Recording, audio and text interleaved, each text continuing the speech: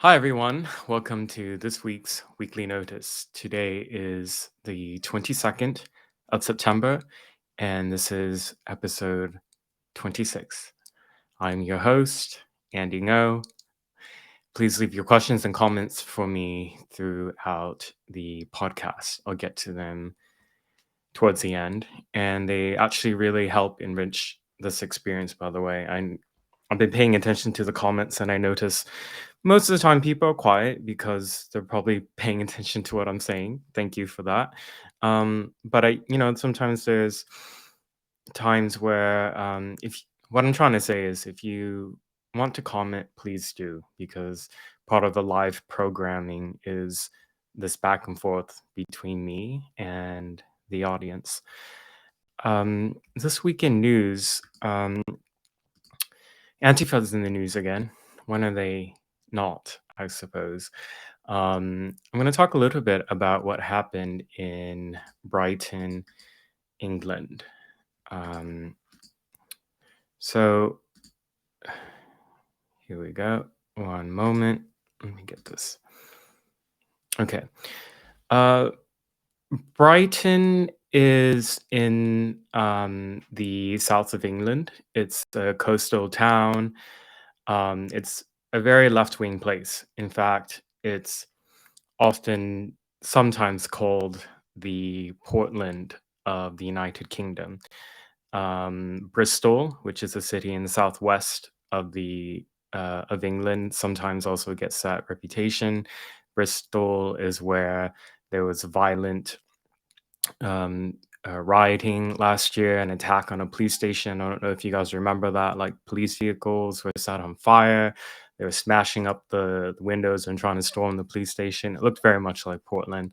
That was Bristol. Bristol is also the place in 2020 where, after George Floyd died, they were caught with the American style fervor of Black Lives Matter, and they toppled a statue and rolled it into a harbor.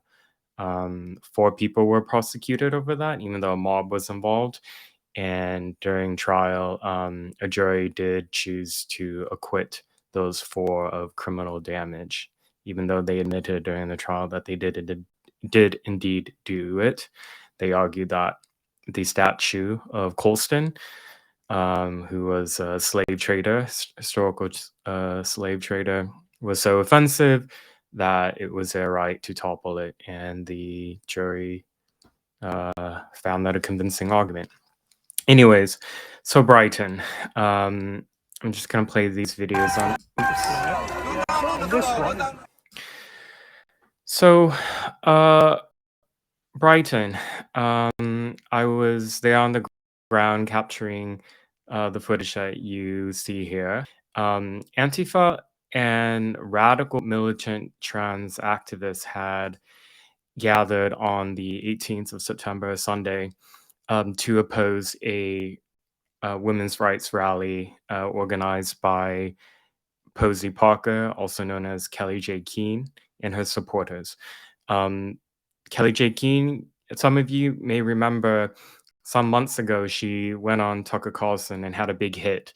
She is a British women's rights activist, but she went to America for a few weeks.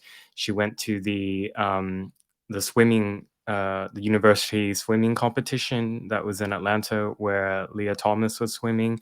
And you might remember one of the videos that went viral was somebody was she said, I don't have to be a vet to know what a dog is. And it was in response to this statement that you've even heard now from, for example, one of the Supreme Court justices, that I'm not a biologist. I don't know what a woman is, or I'm not qualified to say what a woman is. Well, Kellie-Jay Keen, back in her home country of the United Kingdom, continues to organize these women's rights rally that actually get a lot of people who attend. I'm just going to pull up a lot of people who attend in support and against. Let me pull up some of the pictures.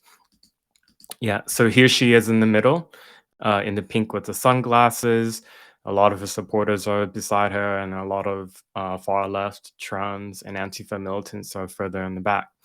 So she by going to Brighton, that was seen as like poking the nest of the hornet. So you had a pretty large counter demonstration, but they were actually met by a large number of supporters. And so in the videos, a few things happen. By the way, I'm gonna play my footage from the event, but I just want you to keep an eye out for there was a part where somebody from the Antifa side confronted a man and his baby. The two women called the baby and her father fascist, and just really horrible things. There's another point where there's a butch lesbian who actually came from the women's rights rally side. She stands on a trans BLM flag and smokes a cigarette right in front of the Antifa, and that really infuriated them.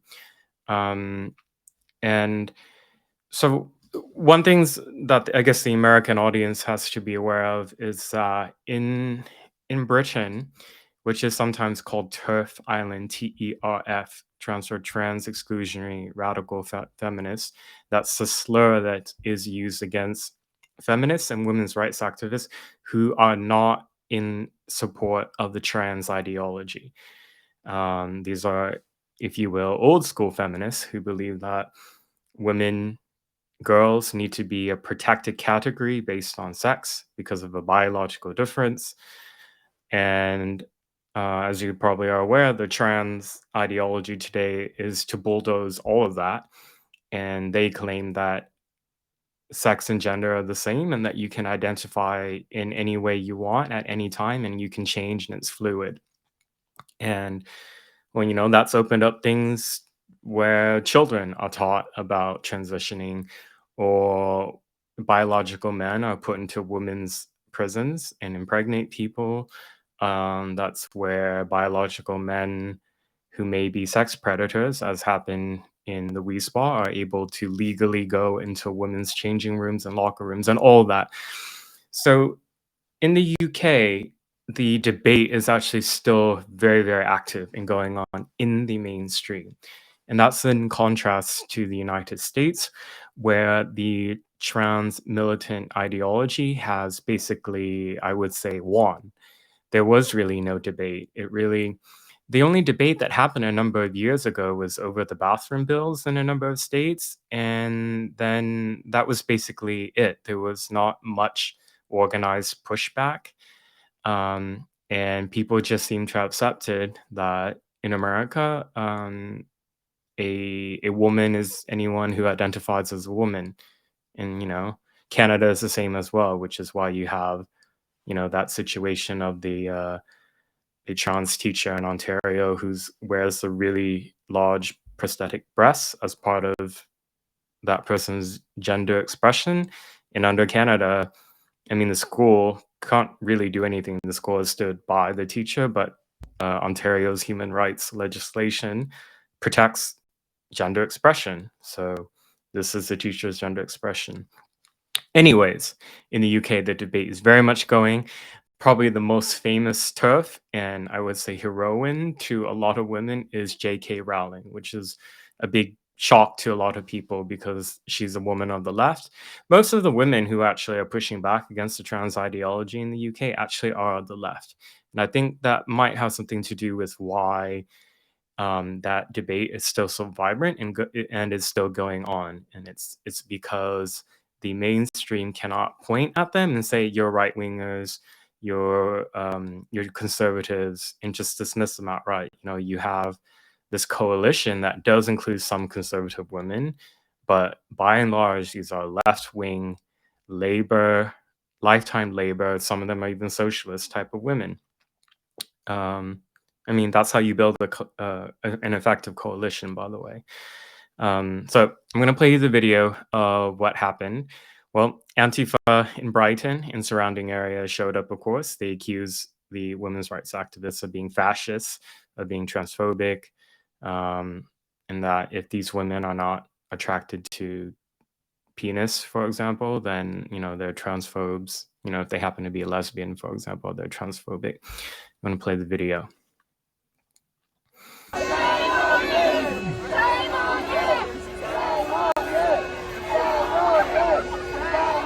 Trans women are women! You're not a feminist! You're not a feminist! Get out of here! How the fuck do you know that? You're right, Alana! Oh, you're raising a little fascist as well. Oh, you'll get your pee on it as well, are you fucking fascist? Wow. You're not a feminist. You're a Do you think that's a good idea to raise a child who believes I'm this so film? sorry for your father. To raise a child who doesn't accept trans people? It's 2022, you're And it's disgusting! despicable.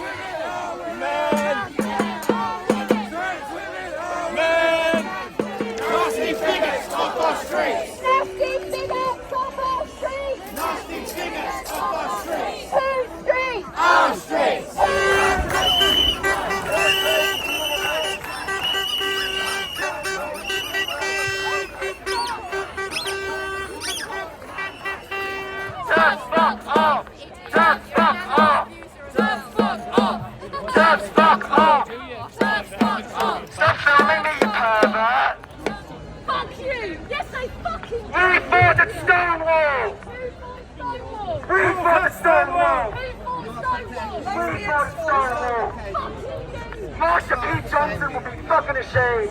You are really ashamed. Come protector. And find out what's going on.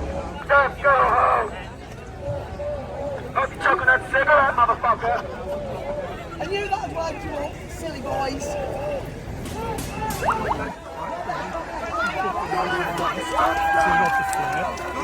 This one is effective espionage for duty. Unless they see it, they're not going to be able to use it. You need to come away from the private I don't know what's going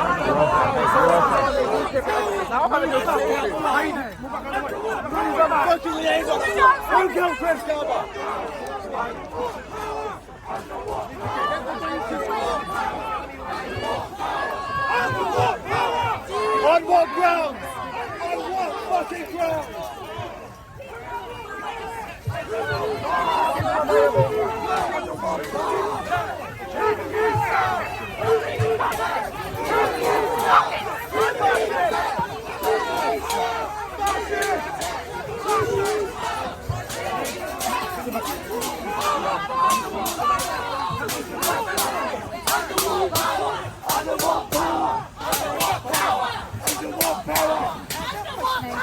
I'm joking you. Get off! Get off! Move out of the way! You did that! Get off! Get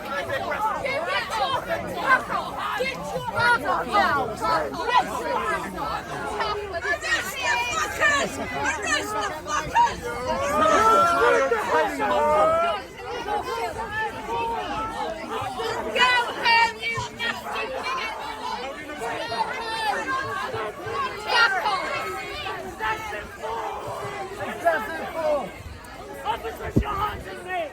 This is too much! That's false!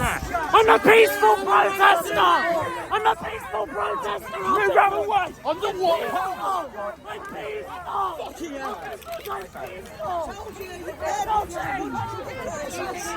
Why are there so many men on me?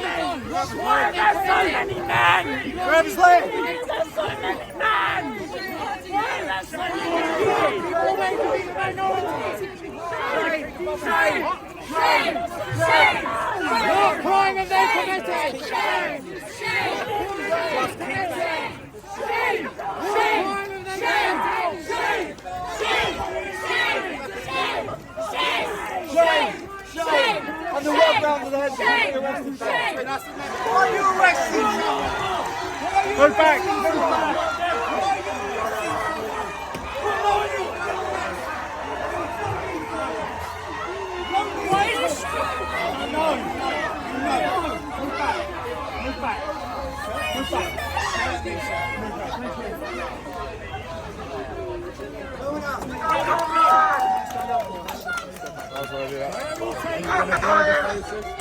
Are you going to be good?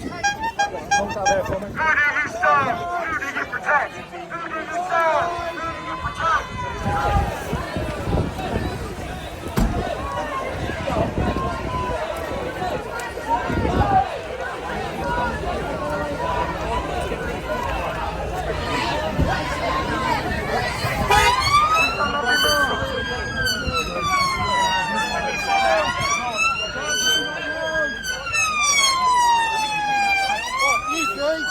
You three, spearhead the van, spearhead the van.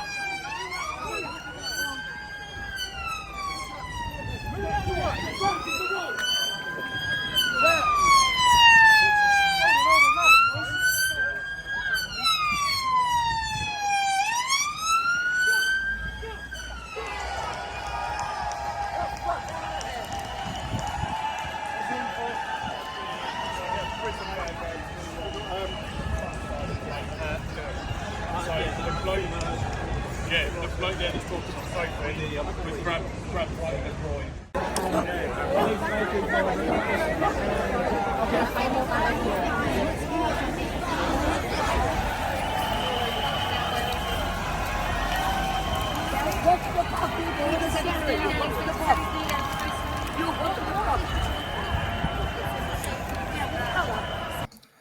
So yeah, there were 3 arrests that day, all from the trans Antifa side.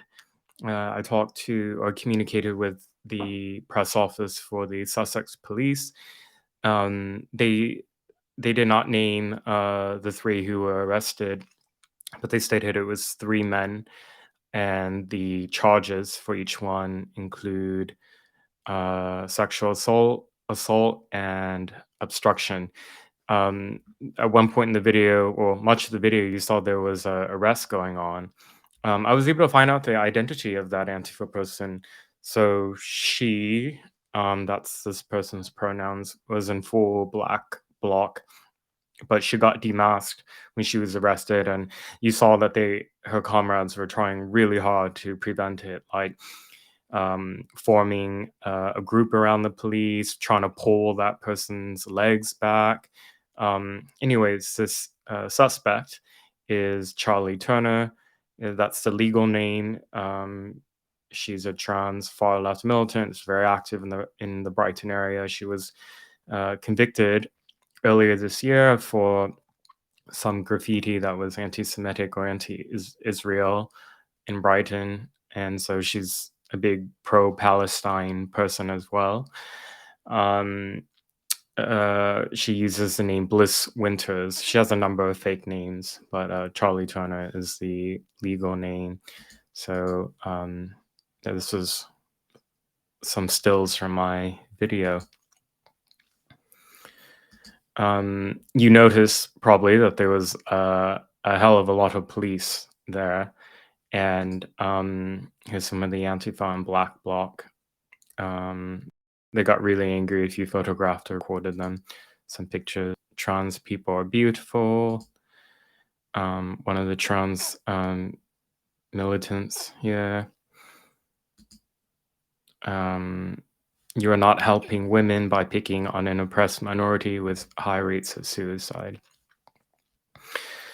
So I told the women activists there that an event like this could not happen in the US in terms of the women would not be able to speak. All of the speakers on the women's right side were able to, because there were, I would estimate, probably about 40 police officers or more on duty for this event.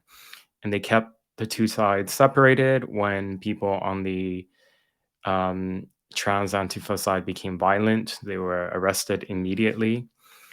This is one of the signs, by the way. They wrote "Combat Turf Hate," and there's a picture of a Molotov cocktail, firebomb. So a lot of incitement to violence on their side. Yeah, some more pictures. The woman, by the way, one of the women who was recorded confronting the baby and talking about fascism and things like that, this video, She's been identified, actually. So let me pull up the information about her. So the one with the sunglasses there. So her name is Carly Mae Kavanaugh. She is the top policy advisor for a lawmaker in the Brighton area. She works for the MP, what's his name? Lloyd Russell Moyle. He's of the Labour Party, which is the left-wing party. She's locked down her Twitter account, but here's a screenshot I took from her her LinkedIn. And she calls herself a journalist as well. Go figure. A lot of journalists are left-wing activists. So I guess the significance of this is if like a staffer, a high-level policy staffer for somebody in U.S. Congress was caught on video doing it. I guess the difference here, though, is that whereas in the UK, what this woman did on camera was considered actually a small scandal in a way. It was very seen as unbecoming of somebody who works in the House of Commons. That would be like working in the U.S. House of Representatives, for example. Whereas in the U.S., we've seen not just staffers, but actual people elected into Congress behaving, I would say, probably worse than this woman. So that's the difference between U.S. and U.K. there. Some more things in news in England. I mean, the funeral of the Queen has been dominating the news. That happened on Monday. So there was a very large procession for that. It was a historical event, once in a lifetime, like literally. And that is done with, but there was lots of other things that were happening in England at the same time that didn't get as much attention. I'm going to play a video and bring your attention to it. By the way, for those who joined just now or a moment ago, please leave your questions and comments for me. So on September 16, so this was still on the, that would have been last Friday, during the mourning period of the Queen's death. In central London, there was a stabbing attack on police officers. Here's the video of it, and it happened in Leicester Square. Leicester Square, if you're familiar with like New York City, it would be the equivalent of an attack happening in like Times Square. It's like that. So it's a super busy area of central London that's busy with tourists, that's busy with foot traffic. And the person who's now actually charged with attempted murder of an officer, his name is Mohammed Rahman.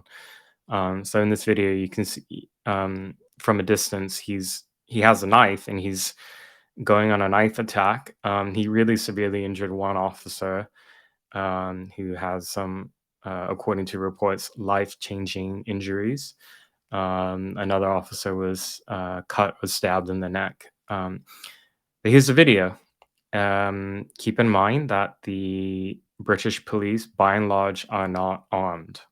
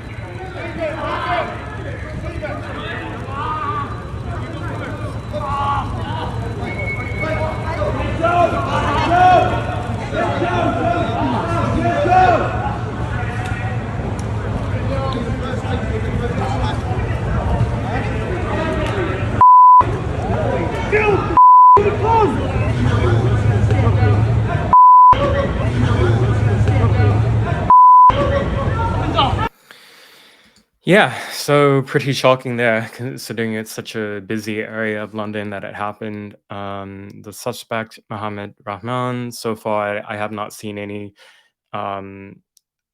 reporting on his background, if this was religiously motivated. Um, England does have an issue with knife crime and knives being used on homicides.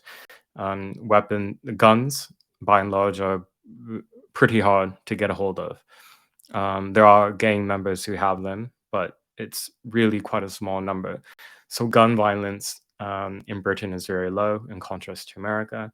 They have much, on average, lower homicide rate, but the homicide and violent crimes that do happen in urban areas, they're being carried out by usually young men, usually young men of color, stabbing one another in gang-related violence, and a lot of victims have died because of these stabbing attacks. Another series of stories that's been getting some attention internationally is about what's happening in Leicester, England. So Leicester is a town in the north. It has a pretty large immigrant community, primarily of those from the South Indian subcontinent. So you have a lot of South Asian Muslims and Hindus. And over the weekend, just ahead of the Queen's funeral, there was religious rioting that broke out between the two communities. You had, through Saturday and Sunday, mobs of Hindu youths and Muslim youths fighting with each other, looking for one another, and just, fighting and brawling in the street and breaking things. Here's one of the videos that went viral.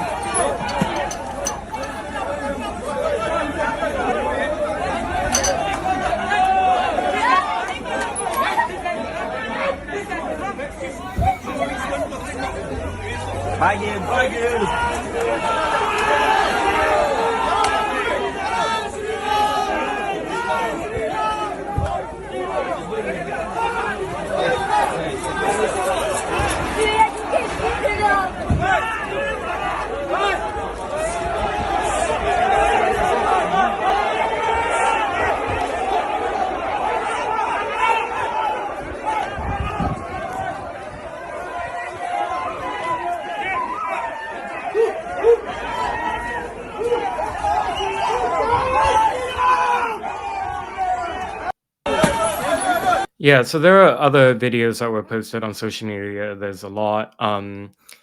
16 officers and a police dog were injured over the weekend. You could see in that video, and not just that one, that there was a lot of rioters and brawlers, and police trying to restore order got injured, and one of their dogs did as well. Some of the rioting went on at night.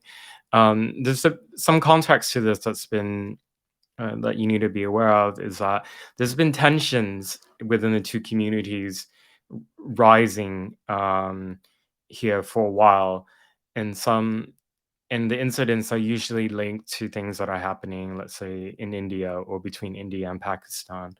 And this is one of the things about multiculturalism, is that when you have very large populations of people whose origins or their family's origins are from a particular part of the world where there's political issues, and where the cultural links are still close between those who have migrated abroad and their home and their country of origin. When there are domestic political problems that arise to violence, let's say, it would also happen in the new country. So in India, tensions between the Muslim majority and the Hindu majority and the Muslim minority have been probably maybe at some of the highest levels of tension seen in decades. You had this year Hindu man who was beheaded on video by two Muslim men in a jihadist attack in India. That was really shocking because India has a really long history of what is India today, but that whole part of South Asia has a long history of Muslims and Hindus and Sikhs living together. Um, but due to political, religious issues, these sometimes turn into violent interactions with one another, and that's also now reflected in England, in cities and towns where there are large numbers of Hindus and Muslims from India and or Pakistan or Bangladesh, and so yeah, the police had to appeal to religious leaders, imams and Hindu leaders, to appeal for calm. Um, I think that's a really troubling sign. In Sweden, for example, when there is Muslim-related violence in migrant ghettos, such as when Somali youths would set like neighborhoods on fires and set vehicles on fires, dozens and dozens of vehicles on fires, law enforcement just really struggle to respond, and they have to get imams to issue statements because in those communities, the religious leaders may be seen as more legitimate of an authority figure than the state. And these are signs of a failure of integration and a failure of multiculturalism. Okay, that was a lot of talk about England, but I think the UK is very fascinating, and Americans would benefit from learning a little bit more about what's happening um, elsewhere. We don't have a language barrier between the two countries, so um, why not? You really should be paying attention. A lot of the cultural issues that are happening in the UK are as a result of an American export. I'm referring to a lot of the social justice and gender and trans related ideology is really became radical in America, and that's exported to Britain, Australia, Canada, and other parts of the world. And so they're having to reap I would say America's soft power. America's soft power is its culture. Everyone knows that, music, film, entertainment. But it's also in these radical leftist ideologies. Okay. I'm going to talk about a report I did that was published this week. Here we go. So, back to talking about Portland, where I'm from, Portland, Oregon. There is a tragic case of an Antifa rioter who is now missing and believed to be dead. I know social media makes it very easy for people to dehumanize the other and to celebrate when somebody on the politically opposing side is subject to violence or dies.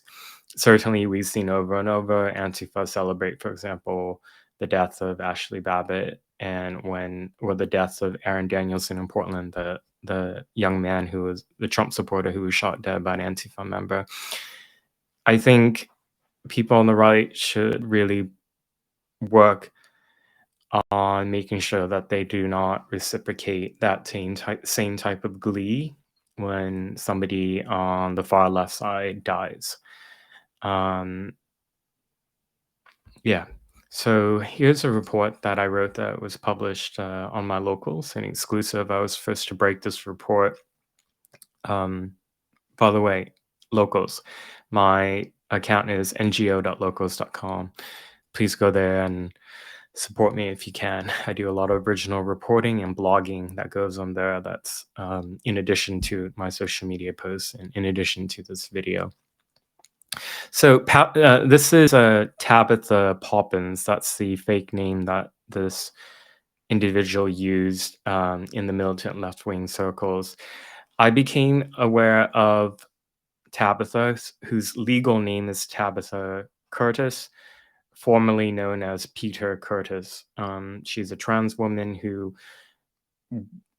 week after week, month after month, showed up to the Antifa riots in Portland, and she gained a bit of infamy on social media because she was arrested serially, by my counts, at least 4 times. You can, if you assumed that she was let go without bail every time and that the charges were dropped by the district attorney's office, if you assume that, you would be right. That 4 times in a row that happened. She and other people who were arrested 4, 5, 6, 7, 8 times, where every case was dropped. This is an example of that. So, with her 5 o'clock shadow and Adam's apple protruding, she would wear heels and dresses and would go to the riots. And she gained a bit of infamy a couple years ago for that. So she is now missing and presumed to be dead in Portland. After the riots, she went a little bit quiet, reemerged, and here are some of the mugshots of the riot-related arrests. Yeah. So in 2021, a year after the Portland riots of 2020, she was arrested after allegedly terrorizing the staff of a Subway restaurant in downtown. That wasn't a riot-related case. It was a case involved. What was she charged with? Let me look. Report. Curtis was charged with second-degree criminal mischief, second-degree criminal trespass, third-degree theft, menacing, and second-degree disorderly conduct. So there were several felonies that were involved in here, and a judge dismissed all the charges this year in January. So Tabitha Poppins on Monday of this week, that would have been what day? That would have been the 19th of September. She was seen in the Columbia River, reportedly paddle boating, and people called one to report that a man was struggling in the water.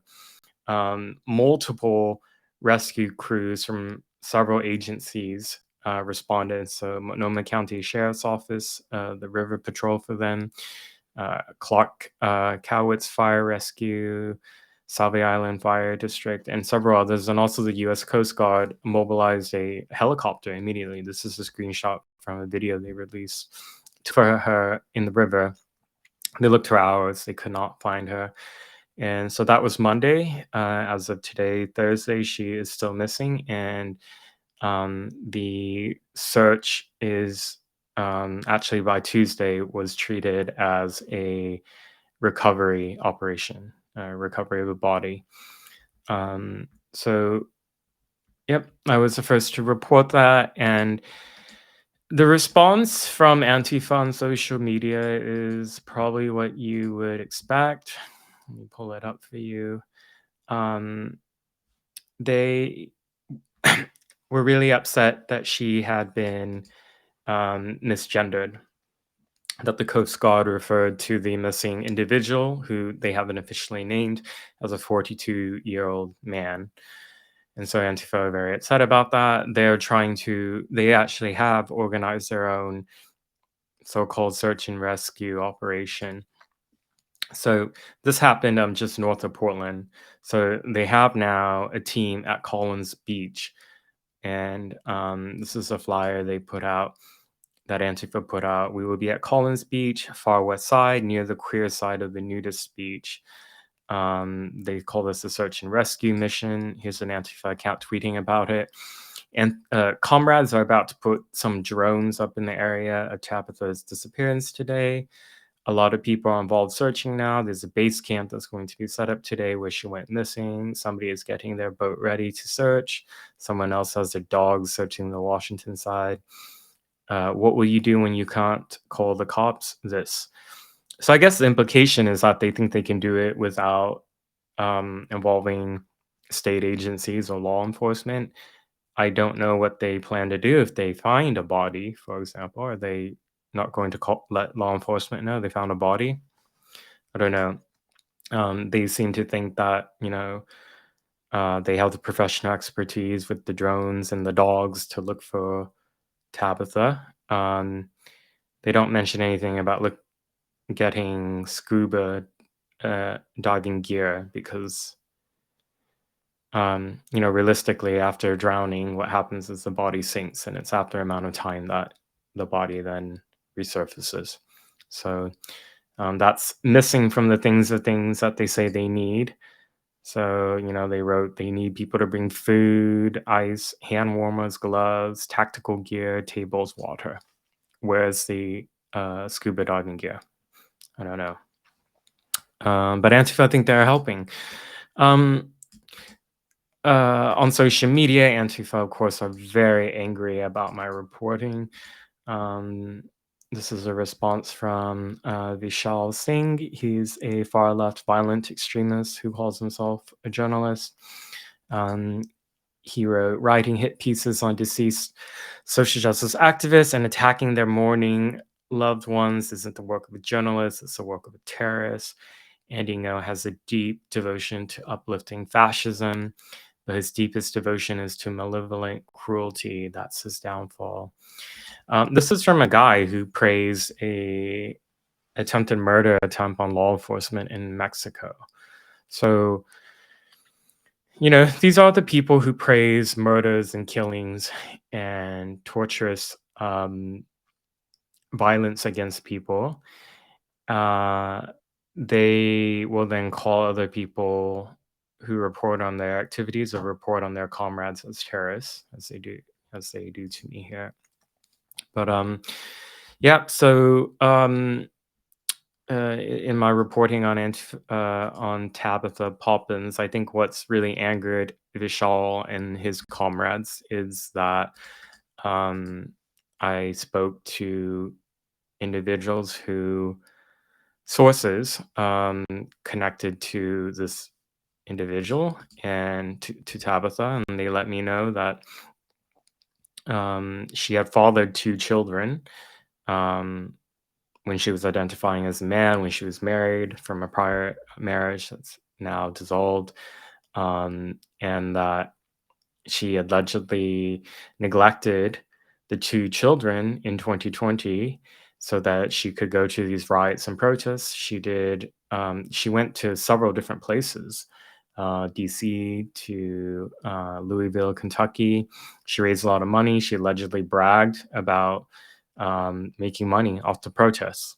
If that's true, I'm not particularly surprised. There were a lot of people who really, really enriched themselves by going to these riots and getting their cut from money that was just being poured in by stupid liberals across the country, thinking that they were helping in some social justice revolution. So Tabitha Poppins, also known as Tabitha Curtis, formerly Peter Curtis, remains missing and not yet found as of right now. Okay.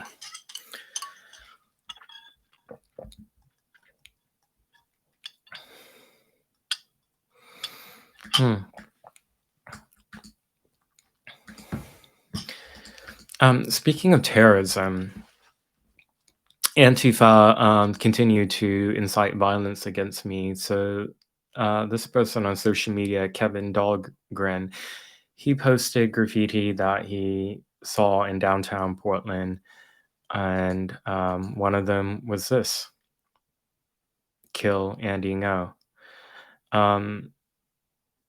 This is a pretty regular thing that Antifa write all over the city.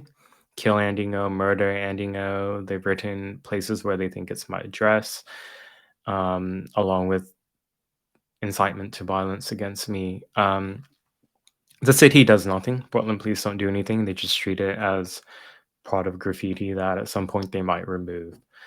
But this is who Antifa are. They celebrate murder and death, and it's part of their strategy and MO. It's to kill their political opponents, actually.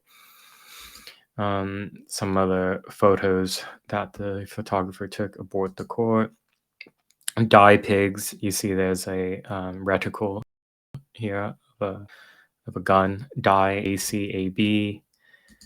Yeah, eat the rich, ACAB. That's the work of the far left in Portland.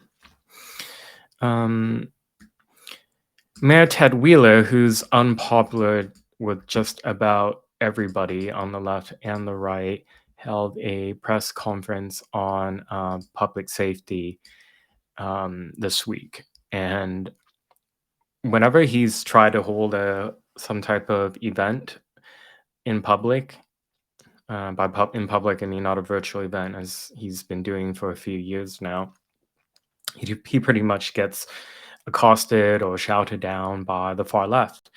And yet, whenever you listen to his statements, he will often blame right-wing extremists or the radical right. He does that not because he's mistaken about who these extremists are. It's because he recognizes that for Portlanders, they are so brainwashed that whenever there are issues to be blamed on any political group, the only group you can blame is the right, even when the left or when Antifa or the far left is doing it. And so he had at this press conference, which was not a public event, you had to be part of accredited media to attend. It wasn't advertised as a public event. It was sent out to different publications about the location, which was in a pub. And here's a video that an Antifa member put on social media. I'm going to play. She pretends to be a journalist to sneak in, and you can just see. I want you to be able to listen to what she says and listen to how she interacts.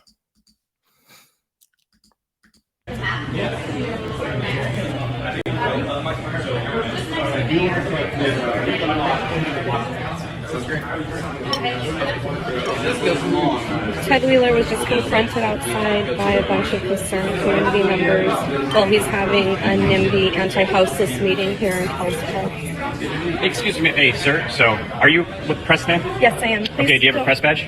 No. Okay, They so already said I unfortunately, could come in. so accredited press. This is the owner, so if you I don't didn't lie to leave. you at the door. I said I was here for the press conference. conference? Yes. You said you were. Unfortunately, I'm not saying anything, okay. I'm So if just you have standing credentials, here. we can let you stay. But if not, we do have to ask you to leave. Why? It's for the community. It's about But public it's currently safety. we're only allowing accredited press in.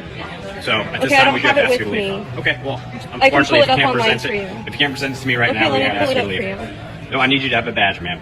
Okay. Who are you to say that to me? Yeah, so I work on the security team for the mayor. However, This we do. isn't your business then.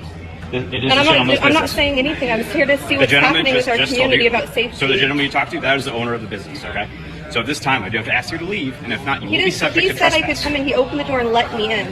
Ma'am, he just told you you need to show. And first of all, can you social distance a little bit? I'm Sure, not trying to catch absolutely. COVID. Yeah, no worries. Just because Ted is Hey, too ma'am, scared to can you hear get that from order his back here? constituents Thank you. doesn't mean that you get to kick me out.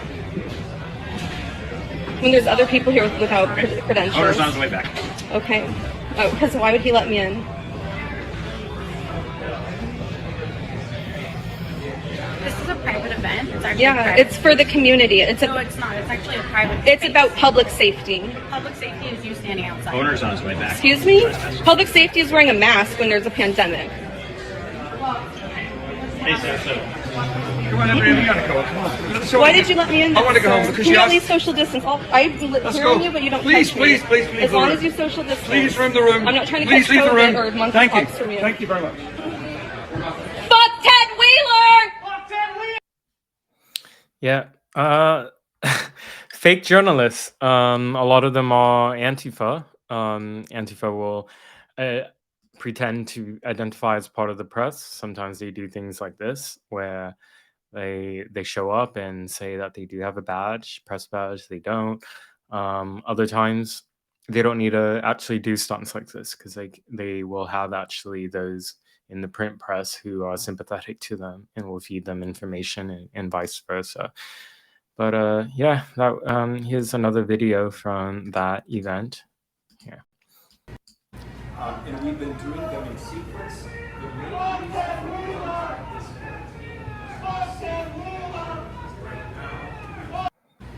Yeah. So, in 2020, Antifa showed up to outside Ted Wheeler's condo and actually set the neighborhood on fire. They did attacks twice. They did this because they wanted him as a police commissioner to abolish the police.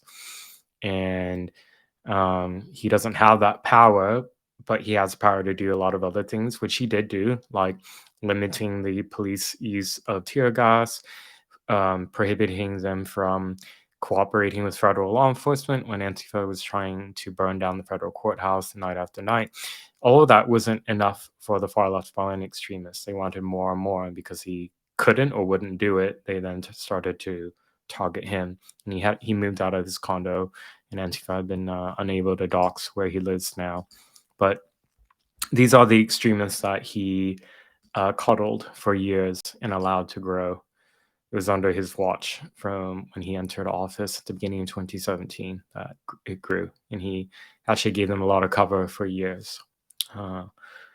Okay. One thing that went really viral here, I'm going to give a content warning. It does have some nudity. In Portland, there was a viral video of a homeless person in downtown, actually in an area where Antifa riot a lot in 2020, who it appears to be sleeping, and at some point during his sleep had defecated diarrhea all over the street and was there for what looks like a number of hours based on some of the photos and videos because the human waste is dry. I'll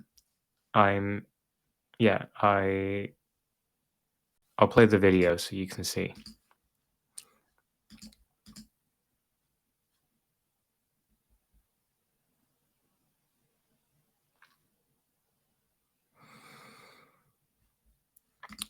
And here's a censored picture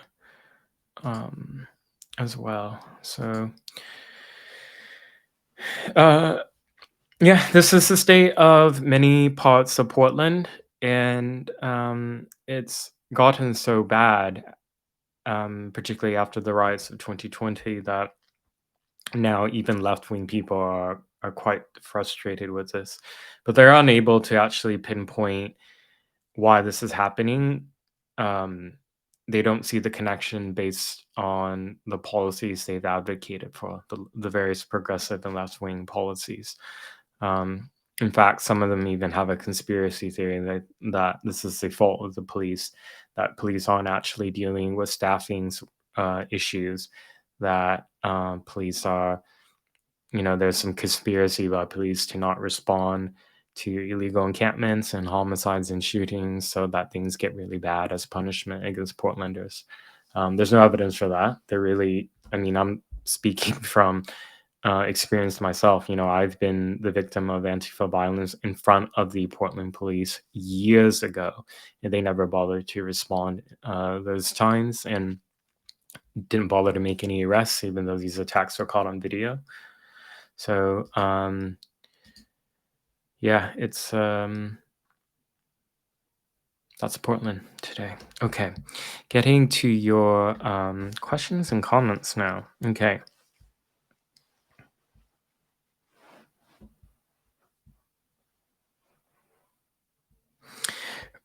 Francis Bluebug asked, what are the odds of an Antifa member being elected mayor of Portland? We had an Antifa supporter, an open Antifa supporter, get actually pretty damn close in the November 2020 mayoral election.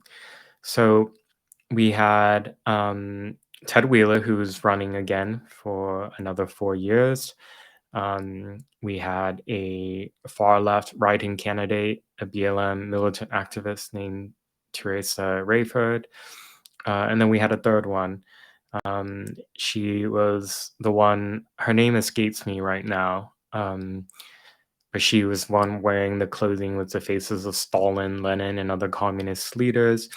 She tweeted repeatedly, I am Antifa, I support Antifa, I'm proud to support them. And she, when it became down to the three of them, I mean, the votes between the two far left candidates together would have been 60% of the votes, if I recall. However, the Antifa supporting candidate lost because the BLM activists siphoned votes off from her. So Ted Wheeler won again. So, I mean, she wasn't secret about her views. She was very open about her radical views. And she got, some 30 something percent of the vote in Portland. The Antifa activists got, I forget what percentage, but it was significant as well. So, Ted Wheeler won only because, there were two far left candidates. And Ted Wheeler was actually seen as a moderate candidate, believe it or not. Okay.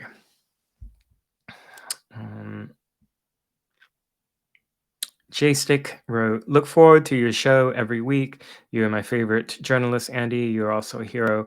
Thank you, really. Thank you so much for your really kind words. With my journalism, it because it doesn't have the big backing of, let's say, some left-wing media institution like the New York Times or the Washington Post or something really big, or even Daily Beast or Vox or Vice. When you're with establishment media, your journalism, because you're writing off the legacy, it can go much further, right? And it can actually spark some type of change, like when you're reporting on, let's say, radicalism from some person. When that story is published in a big place, it makes those institutions want to respond more. Because I don't have any of that. My reporting is really, for the most part, it's independent or it's published in smaller places. That means it has to really stand on its own.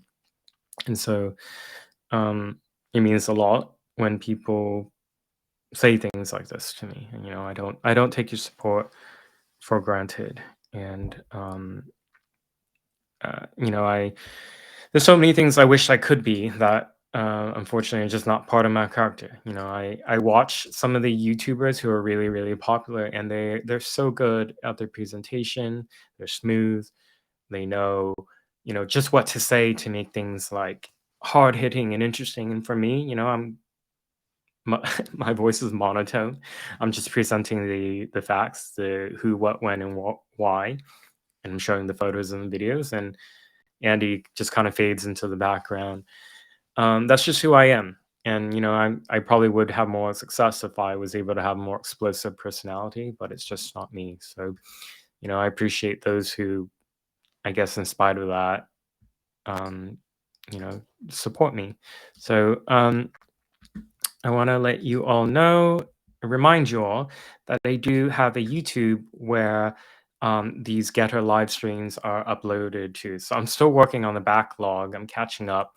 There's a lot of episodes, but you can see here, it's Andy No Live. So if you just search for that, you'll see it. And you can see, past episodes. A lot of you are not able to join, when these are happening live, understandably. Sometimes you might want to rewatch some of the old ones. YouTube is a platform a lot of people are comfortable with, and so you can rewatch them through there. Please subscribe if you haven't already. I want to again remind you all about how you can support my work. So my linktree /AndyNgo.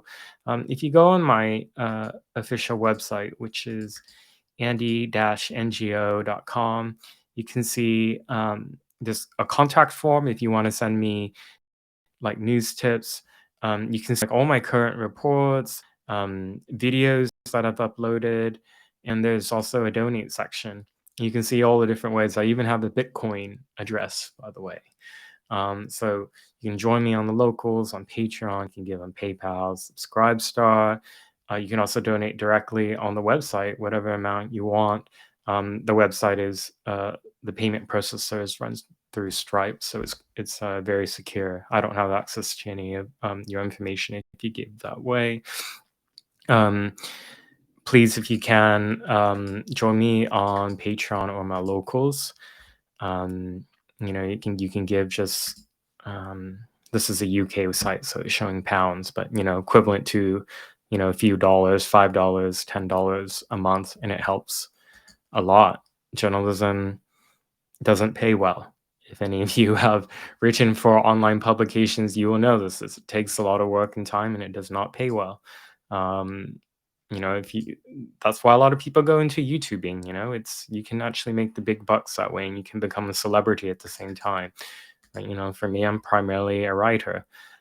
Here's my Patreon, the No Go Zone, ngo.logos.com. And even by becoming a member, you can choose the free option, and you can still follow my work there. So, there are most of my stuff, almost all of it none of it's ever behind a paywall, by the way, when I'm posting things on Patreon or Locals or a subscribe star. So you can join me there. And I thank you so much for this week's weekly notice. And okay, I will see you next Thursday at 7 p.m. Eastern Time. Goodbye.